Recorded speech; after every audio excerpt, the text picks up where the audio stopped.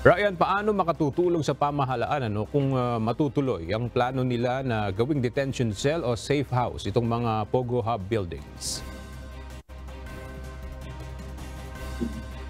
Sa ngayon kasi walang malaking detention cell ang Bureau of Immigration kung saan pwede nilang i-house o pwedeng paglagyan doon sa mga nahuhuli nilang illegal alien, lalo na kung marami ito. Gaya na lamang ng mga nahuhuli nila sa mga Pogo Hub.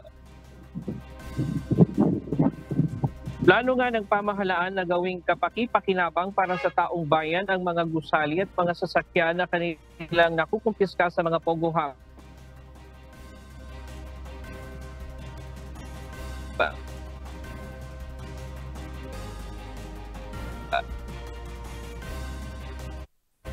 Gaya na lamang ng 6 na palapag ng gusali sa sa laki ng gusali. Bukod dito, hindi bababa sa 10 ang nakumpiska nilang sasakyan sa lugar na karamihan ay mga luxury cars.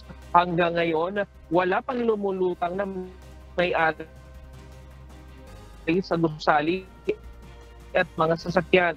Ayon sa Presidential Anti-Organized Crime Committee naman tanong ng pamahalaan na gawin na lamang ito ay mga detention cell para sa mga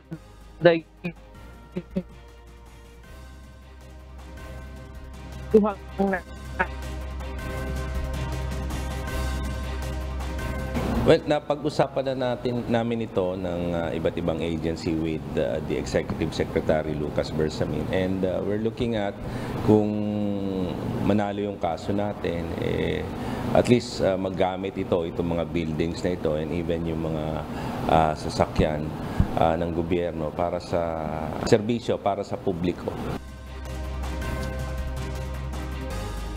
Samantala, paalis na ngayong tanghali ang ikalimang batch ng mga foreign Pogo workers na nagtatrabaho sa ni-raid na Pogo Hub sa William Street noong Oktubre.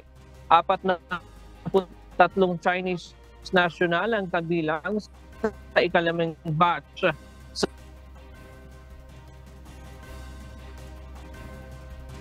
Sa ngayon ay may natitira pa ang 20 na hindi pa na i-deport pauwi sa kanilang mga bansa. At bukas meron to i-deport ito papunta sa Aga.